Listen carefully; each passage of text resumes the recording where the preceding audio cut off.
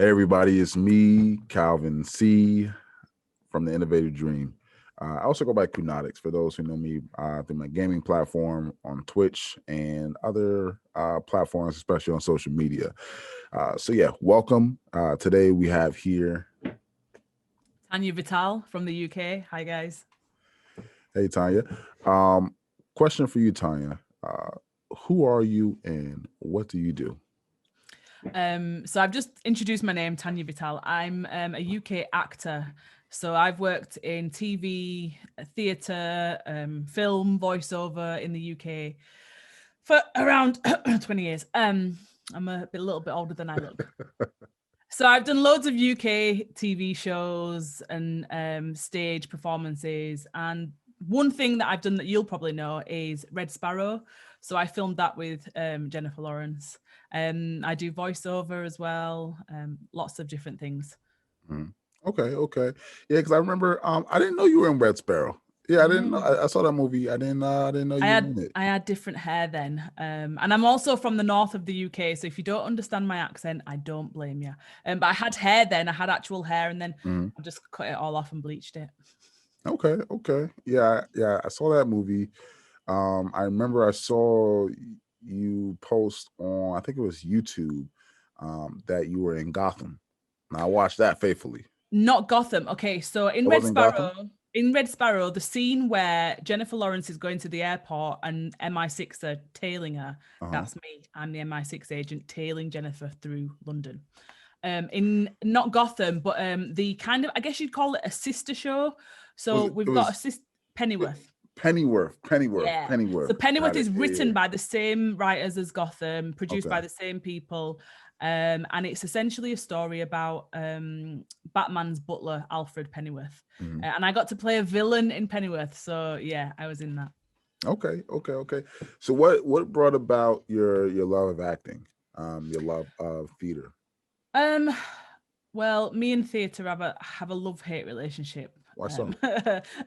Because there's a lot of gatekeeping in the UK. Like, I guess what I wanted to be an actor as a young person because I'm really into storytelling, and really into kind of like learning about other people's cultures and making other people feel something.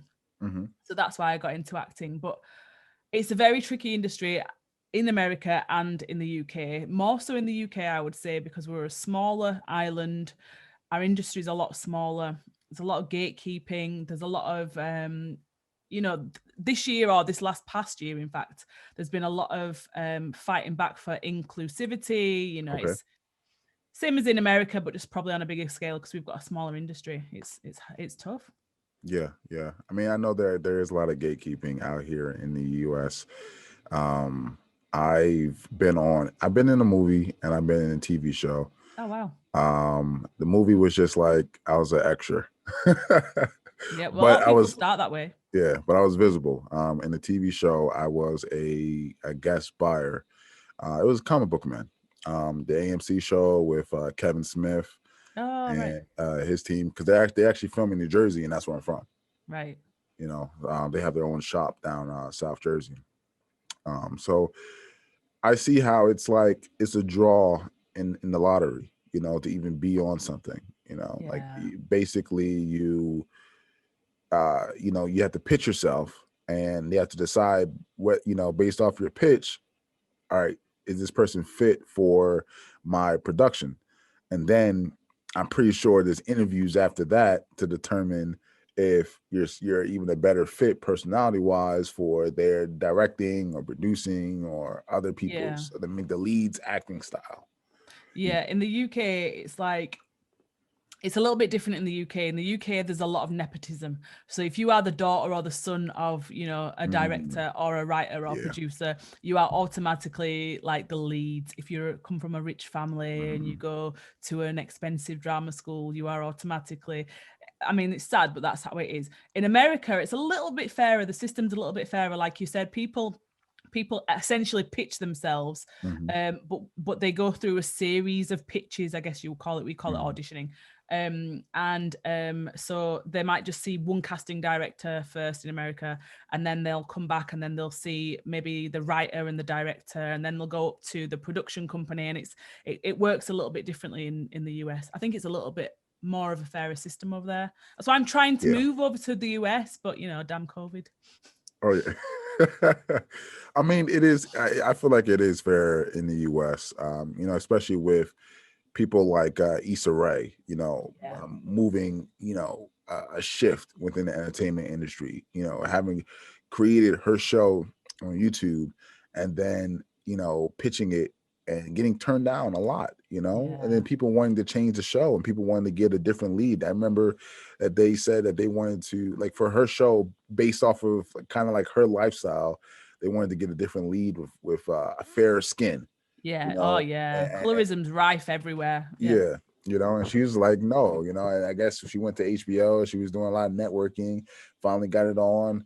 Executive director, was directing the whole thing and acting in it. So I feel Yeah. like there's a lot of opportunity for indie projects to come to life in the Yeah. US nowadays, especially with Netflix and Yeah. Hulu. Everybody wants original content, instead of remakes. Yes. But I do feel like there is still a little bit of that nepotism, factor out in the US too. I was watching the behind the scenes documentary of The Mandalorian on Disney Plus. Did you see that? No, but Star Wars and that kind of like family of companies, they're rife with like stories, aren't they? Terrible stories. Yeah. But it's funny because I was watching it and there was one lady who I'm like, I've seen this lady before. I don't know where I've seen her, but I've seen her. She was like, yeah, I'm an actor and I grew up. My dad was a director and he was friends with George Lucas, and I used to go hang out with them at family parties and stuff like that. And now I'm sitting here directing Mandalorian. I'm just like, Yeah, that's pretty much how it works. So, were you about to say something? No, it's all right. Okay.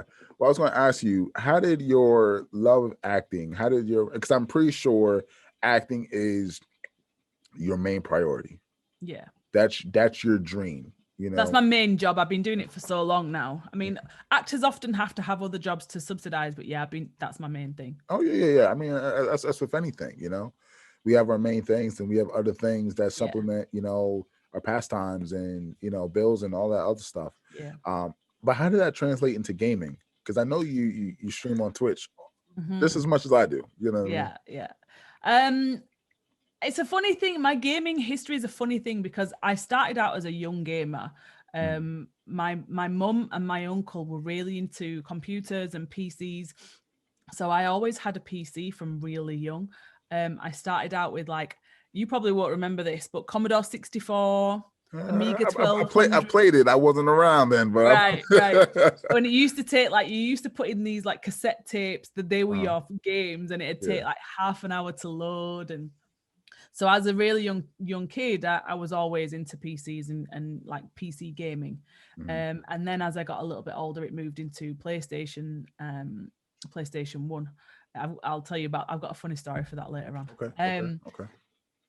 But then for a while, like, life gets in the way.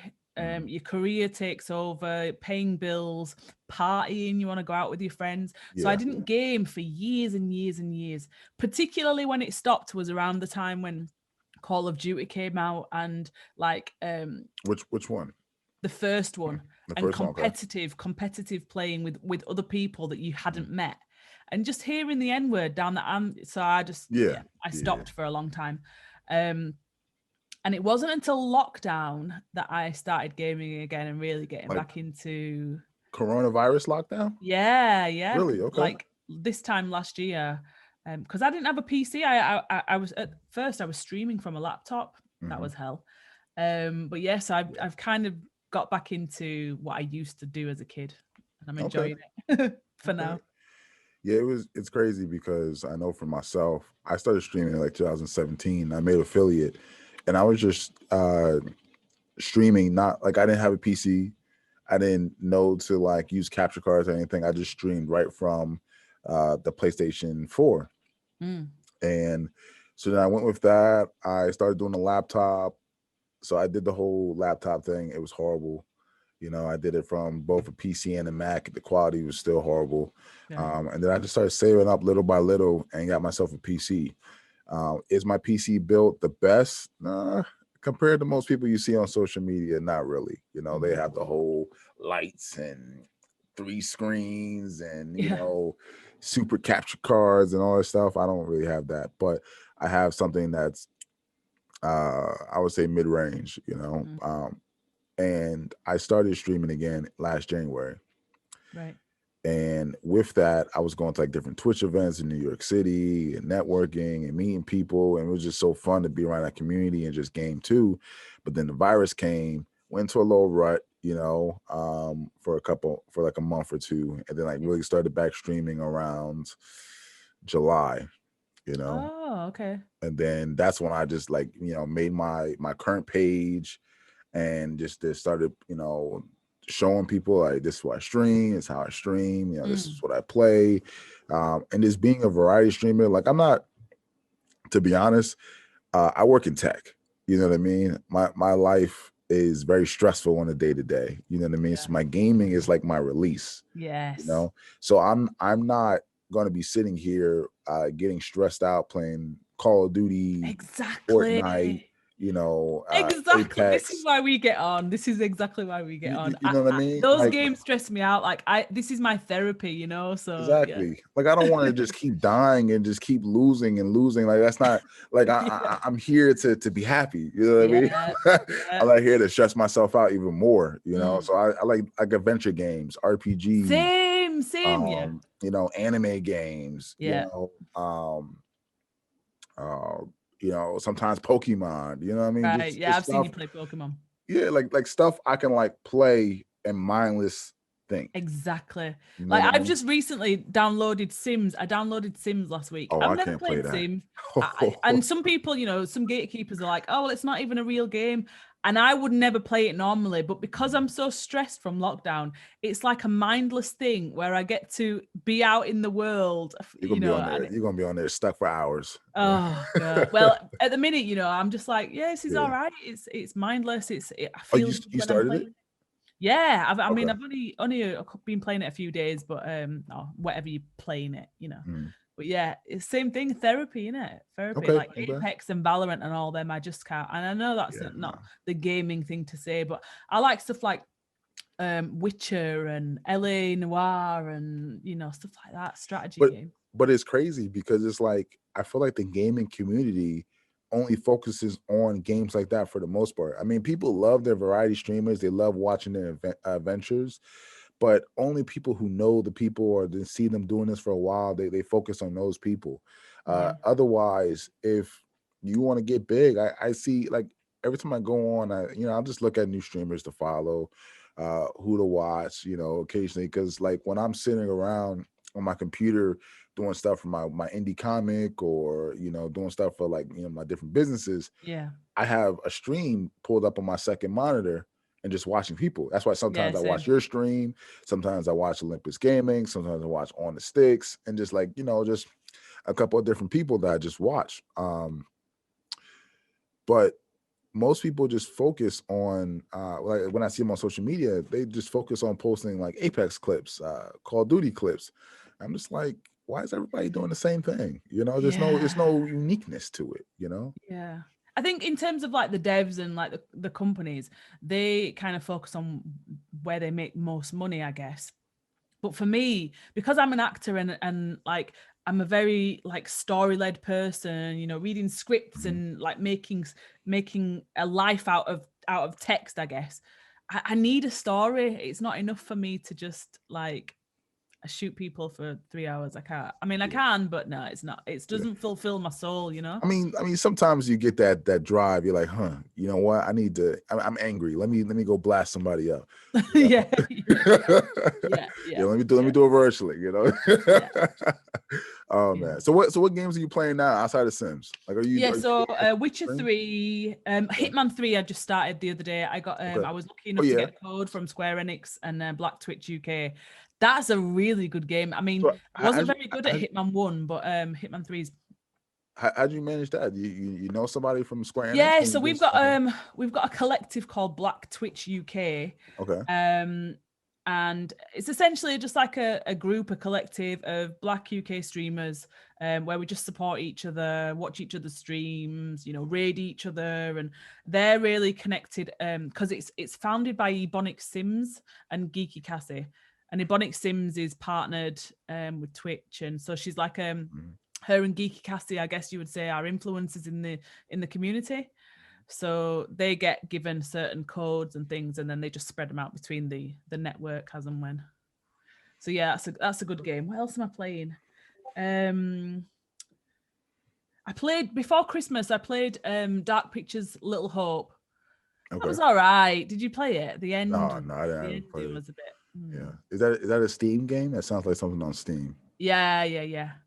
Have you? Oh, do you want to play on PlayStation, or do you play on PC as well?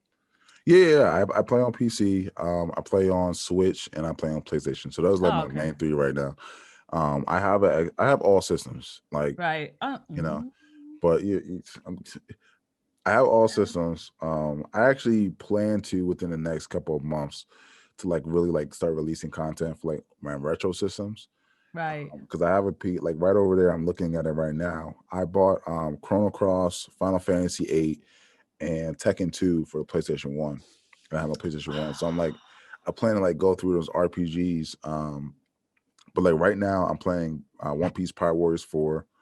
I'm playing I'm like going through like the post-game stuff, which is endless amount of content on Pokemon Mystery Dungeon. And I was playing Nexomon Extinction on the PC. It's like a dungeon capture type game. Right. But the thing is, with that game, it's like a comedy Pokemon. And I'm like, I feel like I'm done with playing the game. I mean, I got it on sale for like $15. So I was like, I got $15 to spend. You know, I don't care about that no more. But I did just update Overwatch on PC, and I downloaded Warzone on PC. Warzone. So I might that do takes those up two. So much memory, Jesus Christ! It does. So I would actually want to see if I can actually run it on my computer. Because if I can't, I'm just going to remove it. Otherwise, Otherwise, I just play Overwatch on the PC. But yeah, I play on the PC. At PS5, I play Ghost of Tsushima, Xenoverse 2. Yeah, that's about it. I love that game. 2K. I've not got it, but I watch people play it. Yeah, so it's kind of hard juggling so many different consoles, you know, and so many different games, because you do other stuff, and you want to play this, you want to play that. Yeah. And you got to determine, all right, what's my games for me to play to enjoy myself and to de-stress? What's my games to stream? What's my game to post content for? Right. You know, so I like Witcher. I play Witcher off stream because it's my thing and I enjoy it, but it's not something people want to watch necessarily. Do you know? Yeah. I tried playing it, and I wasn't into it. You know, I felt like very slow. Yeah, it reminded me of a Capcom game, like a Resident Evil. Yeah. And I don't like the functionality of that game, you know. Hey everybody, it's me, Calvin Chambers from the Innovative Dream Podcast. Thank you all for watching today's episode. If you are interested in elevating your life, getting inspired to go surpass your limits, check out 10 Lessons from a Middle Class Family, written by myself on Gumroad.com. Again, that is 10 Lessons from the Middle Class Family. Yeah, I mean, it's all right. What else have I've just bought? I just downloaded Mafia 3 as well. For what system? For PC. PC, okay. Same vein as LA Noire and all that stuff. So you primarily play for PC? Yeah, I only play for PC. That's it. Really? So the story about my PlayStation. Okay, so PlayStation 1 is the first console that I ever had. Okay. Um, and then you move away from home, and I've lived in London like off and on for years and years and years, and it wasn't until the start of lockdown that I had to move back to the family home. So when I came back to the family home, you're looking through your old stuff, and I found my first PlayStation with all the games, brand new, Man, everything. And you know what I did? I you sold it? threw it away. Threw it away. I threw it. So do you know what a Yeah. skip is? A skip. It's like a big metal tub that you have outside of your house, and you just throw all your Yeah. junk in, and then they Yeah, take but it. you didn't think about selling it? I didn't know it would be worth anything, so I've just thrown it away, put all the games in there as well, and then somebody stole it anyway, so it's fine. It went to a good home. Okay, okay. Everyone were like, "Why did you not sell it? Why did you?" I didn't know. I didn't realize. I thought it was just junk. It was brand spanking new as well. Oh well. Man. Man. I know. Yeah, I had to make sure I put up a lot of my games and stuff like that. I know my mom, she I don't know what she did one time. Like, I think we got someone donated to her like a bunch of like old game consoles and stuff. And it was like 2 Nintendo 64s. And I think she like gave those away or stuff. And I was like, yo, like I don't have one. I was like, what are you doing? I was like, I have Super Smash Brothers right here. She was like, oh, it's all right. He's already got one computer. He doesn't need anymore. Like, what are you doing? But she did. She also got donated a bunch of PlayStation Minis. Now, they don't make those anymore. Those are the. I remember it though. Yeah. With the screen attached to it. Yeah, so yeah. I have 2 of those lying around here somewhere. I just haven't had a chance to like go find them. I think I have one in my car, just in case I go somewhere and it's like get a little bored. I'll take it out from the car, put it in Tekken, and survival time. Yeah, survival time. What are you doing? What are you doing? I'm like, I'm playing game. Leave me alone. This party is boring. I used to be so sick at Tekken. Like I used to kick ass, but I don't know if I'd be any good anymore. I've not played it for a long time. Yeah, I'm not a big fan of those games anymore. They're cool, you know what I mean? Like with the new DLC characters they add, like I know the new Mortal Kombat, they have Rambo, RoboCop, Terminator, Joker, and just a whole bunch of people. But it's not worth just getting a game just for cosmetic characters, you know. So that's how much they cost nowadays. Like, do you feel like games? Actually, you know what? Here's a question. Video games now, you buy them. The norm is $60. I remember a good maybe 20 years ago, the norm was $40. Right. $30, $40. Like PlayStation 1, PlayStation 2 era. Now it's $60 ever since they hit PlayStation 3. Do you think now that most games are going digital that they should lower the price? They should be at $40 instead of $60. Not necessarily, and here's why. Because games now, like you're a tech person, right? You know how much goes into rendering a scene alone. One scene out of a game could take so long to, like, just the little things like the hair strands and the skin texture.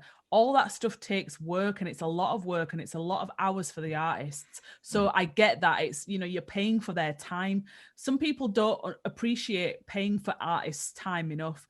However, I'm a cheapskate, and I will always get a Steam key so that I can get some discount, because I can't afford it, So like two things, I think, yes and also no. Okay. So I also feel like it should be lower, personally, because I heard something about like distribution costs, licensing for different places like Walmart and GameStop to sell these different games. So I always heard that the game actually would be sold for lower, or could be sold for lower digitally, because of the fact that it's 60, because it has to go to these stores and stuff, and that's just adding in what GameStop's cut of the sale is. For like, if it was just for GameStop or Walmart or Target or whatever. But do you feel like they should do it to gain more attention on the game, because I'm pretty sure whenever there's a deal on a console or on Steam, there's more buys of that individual game because you can get so many at one time. Yeah.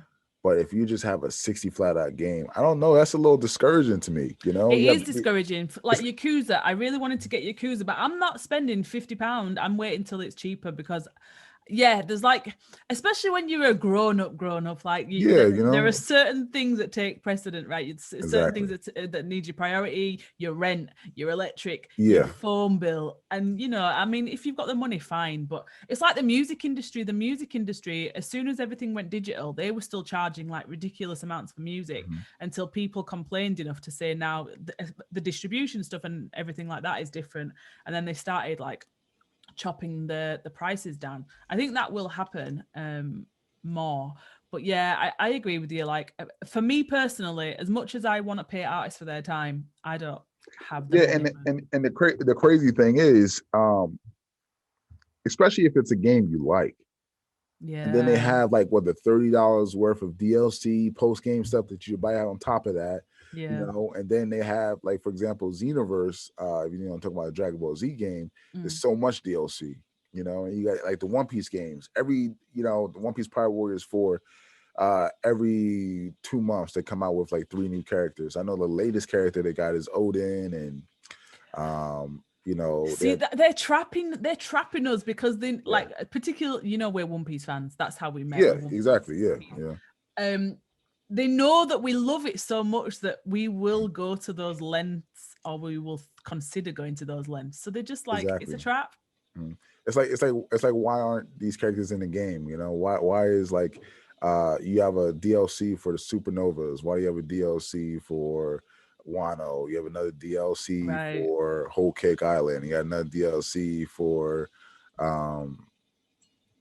you know, Germa. Like, you know, it's just so much. Do you ever think that you'd get into voice acting for video games?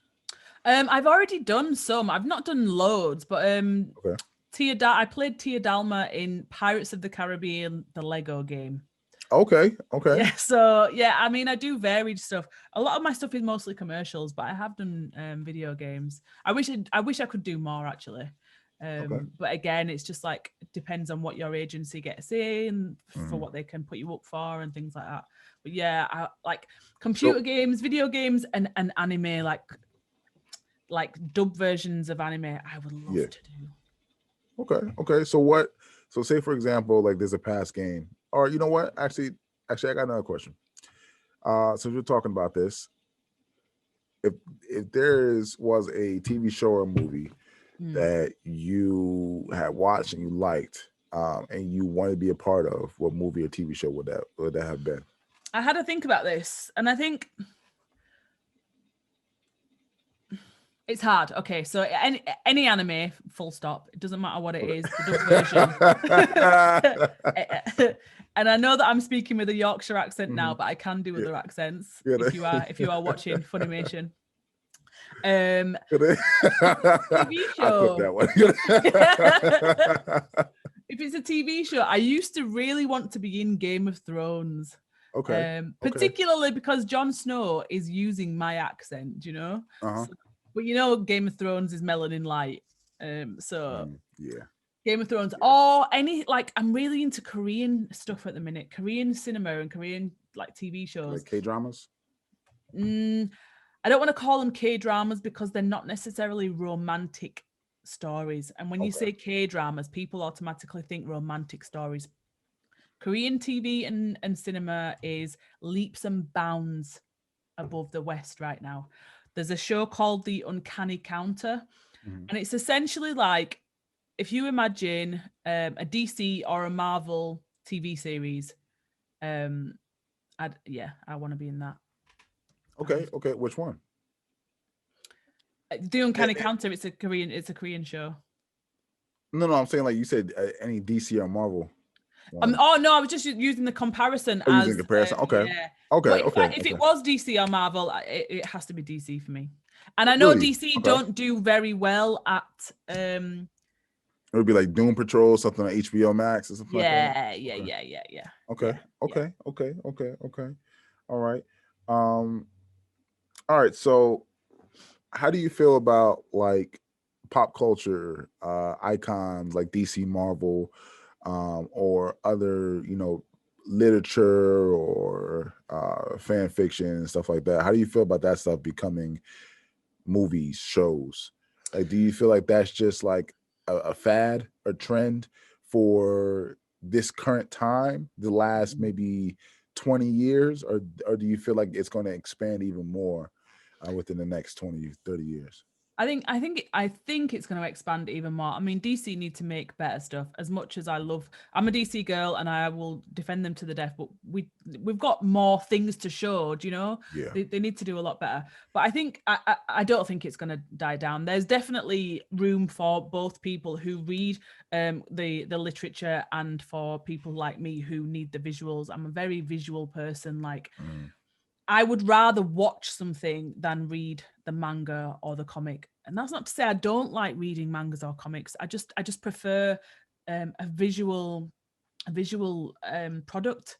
So things like, it's hard. It's so hard for me. And I know you read manga and like you read the Yeah. manga of One Piece, but I'd prefer to watch it simply because it ruins it for me. So if I I read the whole of Attack on Titan, and it ruined it because then you're waiting 3 years for people to catch up, Mm. and I have to Well, watch it because what? I'm a visual person. So what were Well, you gonna no, I don't. Well, I guess okay. So I'm gonna just touch on Attack on Titan. I heard that the final season is going to end way before the manga ends. I guess the manga's already ended, but the final season is going to cover everything in the manga. So I heard like they're going to do like a movie or like an OVA that might touch on the ending parts of the manga. Yeah, but what I'm saying is because the manga comes out first, if you read it, like you've read Hmm. way past Yeah. where do you see what I mean? So then you're just waiting around for the TV show, and I have to watch the TV show because I love the visual medium. What else was I gonna say? But on the other side, the visual medium always does not live up to what's in the To the reading. text. Yeah. So the Attack on Titan live actions, for example, did you see any of those? Not the live action movies, but I watched the anime. The live action movies, I mean, you should probably watch the first one. The second one's trash. The first one's Okay. not that great either, but yeah, like they can't live up to what's in the literature Mm. or even in the anime, really. What's another one that's coming out now?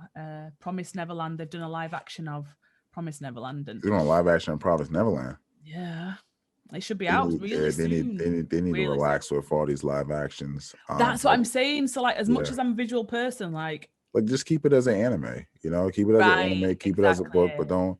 don't do no live action. Like use your money for a lot. Like, all right. I mean, I can't see a movie for Promise Neverland, but like focus on all these other animes where you can make a movie for, not or Right. another season for. You know what I mean? Not just Yeah. like live actions because nobody wants to see that. I mean, I'm not gonna lie. I kind of like the Bleach live action. I was going That to ask was you about that. I've not seen it. it was I don't. good. It was good because it basically encompassed um a lot of it, and it was true to the anime except for they were missing characters. Like you couldn't just they couldn't have Chad and Orihime and all these other things, Mm-mm. But I Yeah. feel like if they were to make another movie, those would have to be in it because the next part would be the Espada arc, Right. you know.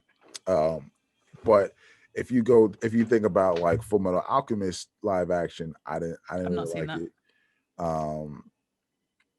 The Death Note, I couldn't even watch it. Like that was Which horrible. one though? Which one?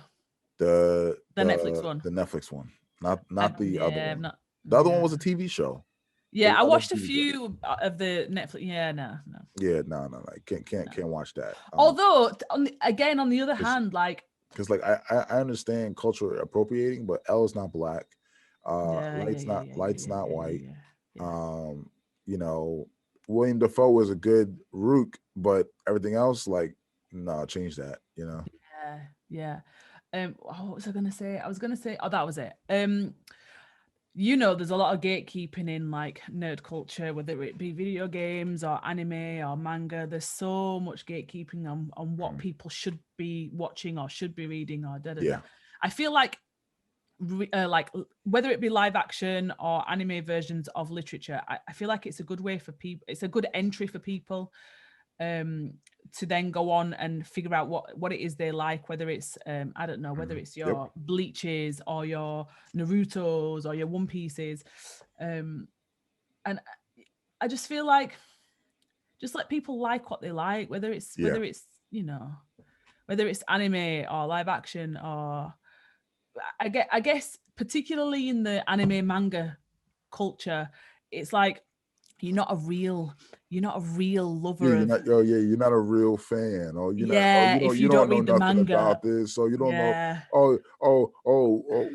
Wait till that happens. Come on, man, why are you spoiling? I understand. There's people on Twitter today actually arguing because something about Demon Slayer. I don't know what's happened, but something with Demon Slayer, and they're all arguing because people are like revealing, like, I guess you'd call it plot twists and whatever else. Yeah, you can't go on Twitter. I read the entire manga for Demon Slayer, right? So I know what happens, especially after the Mugen Train and, don't tell me. and all this other stuff. No, I mean it's short. Like Demon Slayer is very short. It's very predictable. It reminds me of Fullmetal Alchemist, to be honest. Reminds me just like Fullmetal Alchemist. But it's good. You know what I mean? Like it was a short read. Like 200 chapters. It wasn't nothing. But Twitter, when you're a One Piece fan, 200 chapters. Yeah, you One Piece fan, 200 chapters is nothing. I mean, I read 200 chapters. But the thing is, I didn't start reading One Piece until I finished the anime. So I actually with One Piece, I watched One Piece when it came out for the first time on Toonami, back in TV in like 2003. Like the Toonami 4Kids TV era, with the One Piece rap. That was like my introduction to One Piece. Right. And I stopped when they beat Crocodile. And this was like maybe 2005, 2006.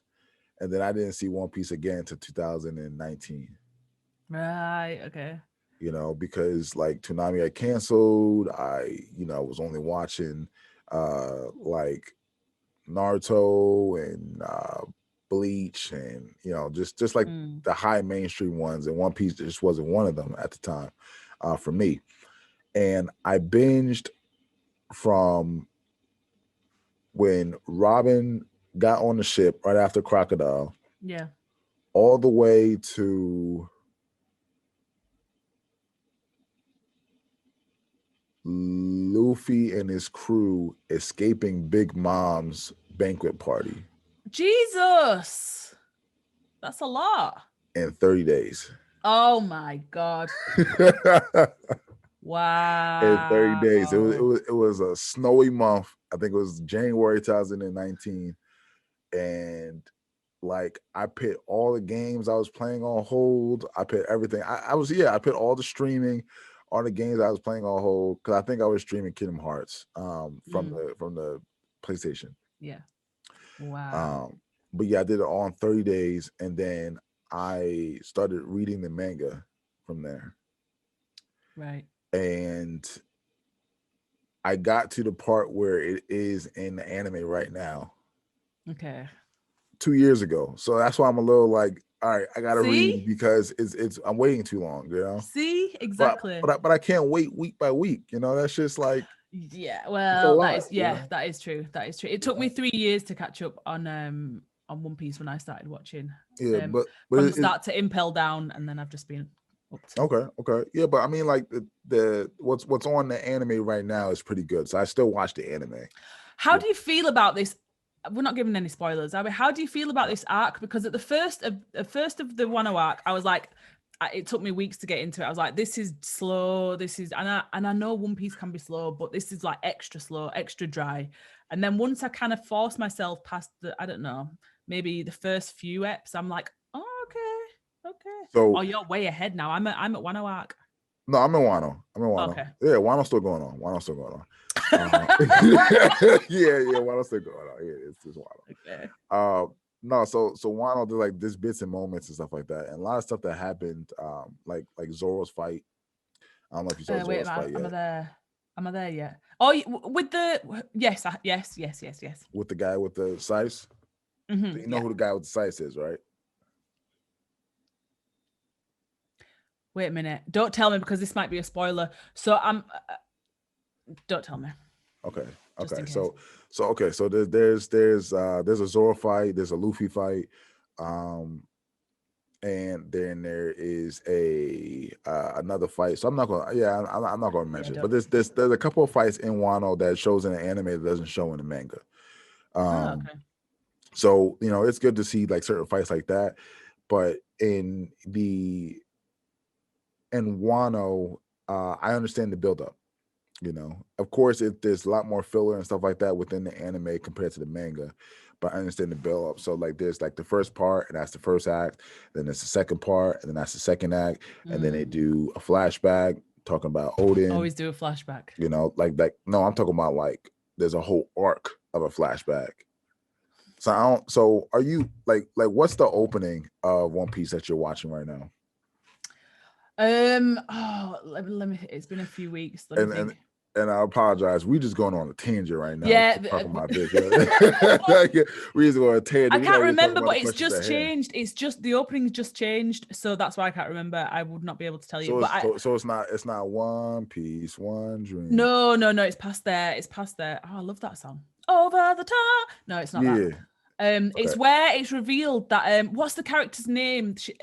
She presents as female, but she's actually male. Okay. So that's where I am. Okay, so you're at the arc where you're at the opening where it shows Whitebeard versus Roger, and it shows like Kid Shanks and Kid Buggy.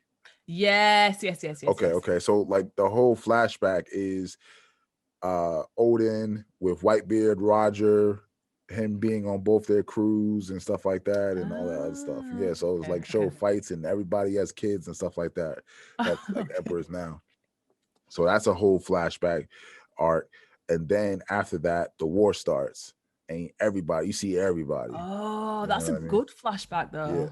So right now, I'm waiting for chapter 1002 to come out next week, and right now I'm in a big fight, and it's like people are just. I don't even want to say who's fighting because that's a huge spoiler. Oh, don't! I'm gonna be sick. But I'm just gonna say it's a 5-on-2 battle.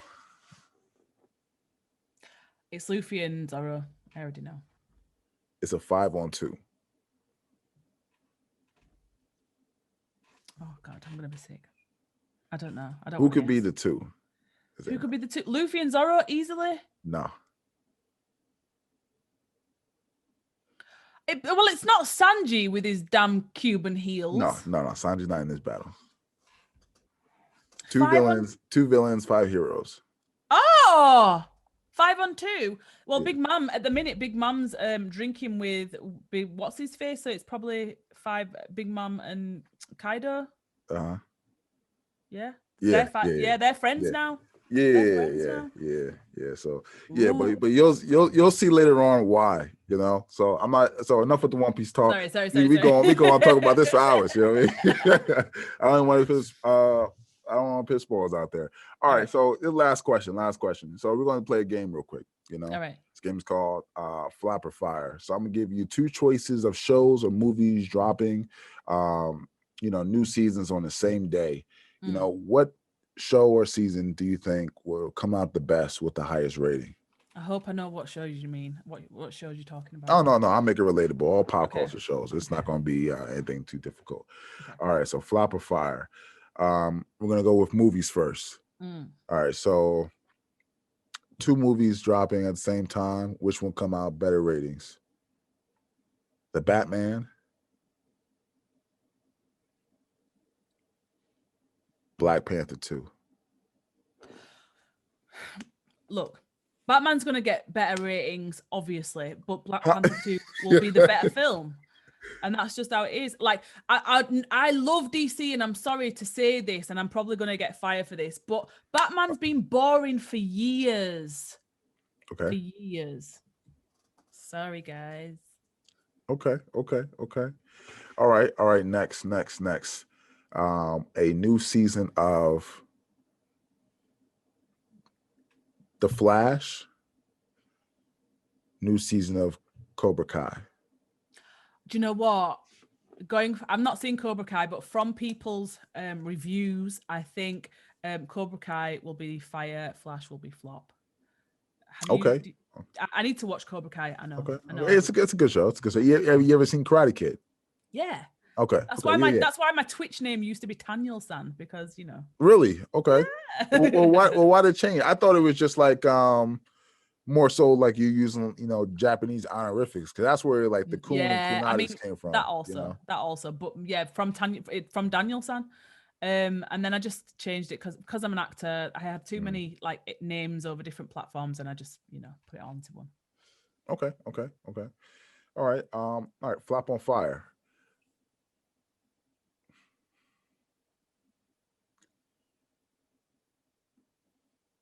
Make it a good one. Fantastic Four or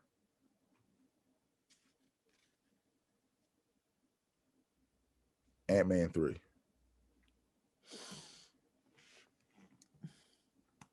Oh, this is hard because I feel like Fantastic Four would have the better ratings, but I feel like Ant-Man would be the better film. Okay. I just think it's funnier. Yeah, I think that would be true too. I'm a huge Ant-Man fan, so I'm always going to say that Paul Rudd is a better actor than whoever they're going to put in. Yeah. Fantastic Four. I think the content's just better. Okay. All right. I'm going to change this up a little bit. This is going to be a surprise. So it's not going to be a series. It's not going to be a movie. It's going to be a video game. All right. Best game come out. So let's just say Halo Infinite. And Mortal Kombat 13. This stuff's kind of subjective because I hate games like Halo. So that's a hard one though, because they both. I personally would think both have a huge fan base. Yeah, huge fan base. Yeah. For me, Mortal Kombat would be fire, and Halo is definitely a flop. However, I feel like just in terms of numbers, I feel like Halo probably would do better than Mortal Kombat. Okay. Yeah.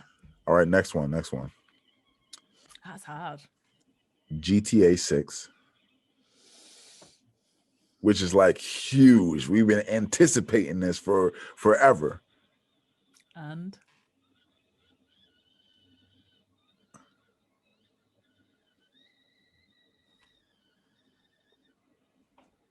a new Fortnite game. Oh, like a Fortnite 2 type of game, Oh, and they both came out on the same day. Same day. Whew. Okay. Look, them kids have got numbers on their side. Listen, Fortnite is gonna win that round. I'm sorry. However, GTA will be the better game. Yeah. I feel like GTA would be a timeless game. I mean, Fortnite, I guess people, kids nowadays think that, Fortnite is timeless, I can't get into it. I tried. I couldn't get into it. It's too much. It's too much moving. I'm surprised you play Overwatch. For me, it's too much visual stimulation. That it's so fast. Overwatch. Oh, Overwatch. Yeah, very fast. It's very fast paced, but it's an easy play. I used to play it on PS4 and I used to die a lot. But then when I played on PC, I was much better. It's much easier to play and it's fun because I remember at one point I was trying to get people together to get a little squad to play with. But that's very difficult to coordinate. I had one person that person who's a streamer who I could just call on and play.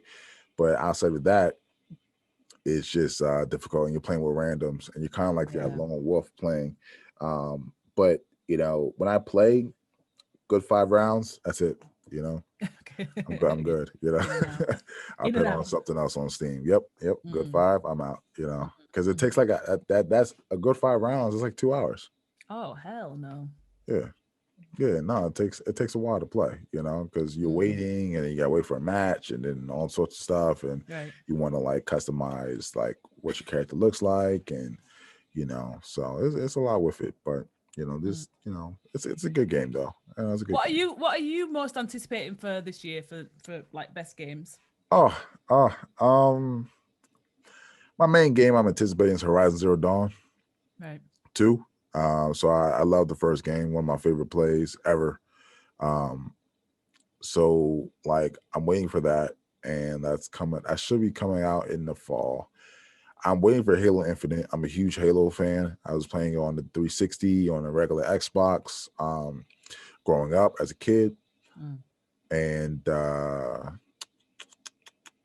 what else am I anticipating?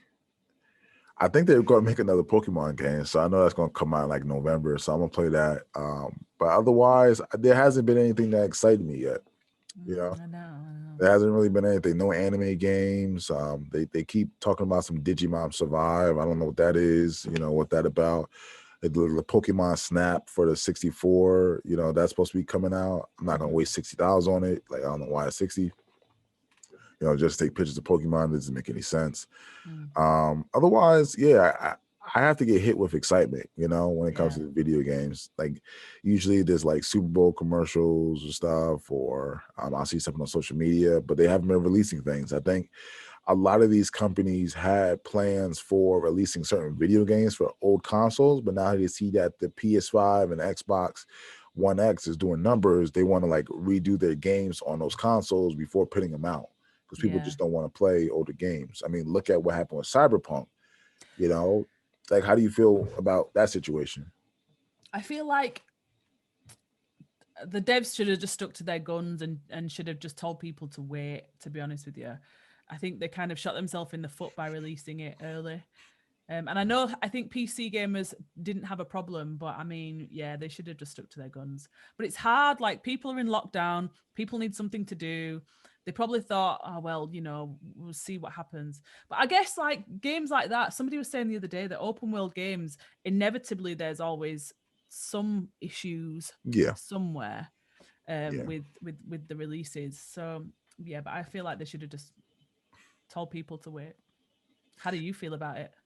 Uh, like you said, they should have stuck with their guns, but I felt like they also shouldn't have recalled it. Like if you Yeah. I feel like you should have just like kept the game in, and being that there's issues with the game, just focus on fixing them. Pinning the Yeah. bugs, release your patches every once in a while. There's so many games out there that do that. There's constant updates, there's constant patch fixes. Keep doing Yeah. that. And honestly, I still want to play it. When I went to GameStop, maybe about a month ago, Mm. and I said, "Hey, is that Cyberpunk over there? I thought that was Recall." He's like, "No, people, we still could sell hard copies of the game. They just took it off of the PlayStation Store, so you can still buy it Yeah. on Xbox stuff, right?" Mm. So I was like, you know what? Can I see the box? I just wanted to look at it, right? I looked at it and I saw something interesting. I saw that it wasn't a third person game; it was a first person game. Mm-hmm. Yeah. Like I don't play that. First person games are weird because I don't know if you played a game called Dead Island. I've Uh, not played Dead Island, but I you played so many first person games and I hate them. it's I hate them. horrible. There's a new game coming out called Tokyo Ghost Wire, I think it is. And I was watching the trailer and it looks so good and it's Yeah, first person. first person. Like I watched someone play gameplay of Cyberpunk, and I almost bought it. I Mm. almost bought it, like because it was like GTA almost, like an Mm. open world city. He was driving and he hit somebody, and then the police came shooting at him, and like you just doing so much. And I was like, yo, what is this game? And then saw first person. I was like, oh, no way, no Yeah, no, way, I'm with you. I'm not with you. doing it. I don't like it either. You Mm. know, but yeah, I feel like they could have just kept patching. Just kept Yeah. patching. I don't. They've kind of like sullied the name of it now by Yeah, recalling it. yeah. And the crazy thing is, I heard they were working on it for like 12 years. Yeah, I heard that too. I heard that too. So I don't want to. understand, you know? I don't want to comment. I don't know what took them 12 years. They probably just kept changing it, like you said. Yeah, I don't understand because it's like, how do you pay people for that long? You know? And you didn't put out the game that they're working on. And then you put out the game and you want to get money back, you know, like I don't understand, like, you know, is this an indie studio or is this someone that's put out, you know, a lot of work to be able to get that much funding, you know? Yeah. I don't understand. Yeah. Somebody's Yeah. paid. And I also heard that they're getting sued for false advertising the game. Yeah. I mean, that's not going to stand up. Because they said, like, I guess people don't like the fact that they put the game out and they didn't really know what the gameplay was like until after they played the game. I don't think that'll stand up in court. I mean, good luck to whoever's suing them, but yeah, you see how involved people get Yeah. about video games. God. That's why I don't like Twitter, because people's like to, you know, people like to criticize. They like to just throw in input and like to just you know, makeshift their own personalities, their own ideas about certain things before really giving it a chance, you know, or really thinking about what the director or person who's making the product how they felt about it, you know, what they think about, you know, we're producing this piece of work, you know. That's because you work in tech and because you create your own comics and stuff, like you can see from the other side. Yeah, you know. So, well, all right. Any new endeavors that you're working on for this year? So in lockdown, I created. Well, one of the reasons I started streaming was I created a digital arts platform. Okay. So basically, from the beginning of March until Christmas, I've been putting on almost weekly shows. Okay. And it's like artist showcases, giving a platform to artists, like underrepresented artists from my area, anime podcasts, doing chat shows like what we're doing today. Okay. So yeah, so I've not sorted out the schedule, but yeah, there'll be So more of those. you've started already? Well, for all last year I had shows, and I've not started any shows this year. I needed a rest. Like my Christmas, I did a Christmas stream, my Christmas concert, and it took so much work that I needed to rest. So I'm just playing games for now. But yeah, I will be bringing the shows back shortly. Okay. Now, where are you posting these shows? Are they online on a website? So they're all live on Twitch. So it's just twitch.tv, Tanya Vital. And you can find me, Tanya Vital, on Twitter, Instagram, all them thing there. Okay. Outside of that, outside of the platform, anything you're working on? Any behind the scenes knowledge of any shows to catch you at? Well, I'm supposed to be writing a short film, but I'm just not in the creative headspace for that at the minute. All right. Well, but yes, I'll just probably be either lurking in somebody else's stream or streaming myself. Okay. All right. That's what we like to hear. All right, everybody. You know, thank you for tuning in on the Innovative Dream. I was about to say the Innovative Stream. You know, thank you for tuning in on the Innovative Dream. You know, we might end up making a Twitch channel one day. You know, just you should do this live. Yeah, I was thinking about doing this live, and I was also thinking about like uploading, because I uploaded the last one to Twitch, and I was going to upload this one to Twitch. But I think I was going to like make a channel where I upload these conversations to Twitch and then do a rerun all day. Right. You know, kind of like a little like mini channel like on Twitch where you can just listen to interviews and stuff. That's a good idea. But yeah, that's the idea, and I think I might do that one day. So I might actually, might be something I'll do this week then. So, all right, thank you, Tanya. Any last words? Just stay safe, everyone. Wear a mask, wash your hands, wash your backside. Yep. Okay. All right, you heard it first. All right, see y'all later. Take care.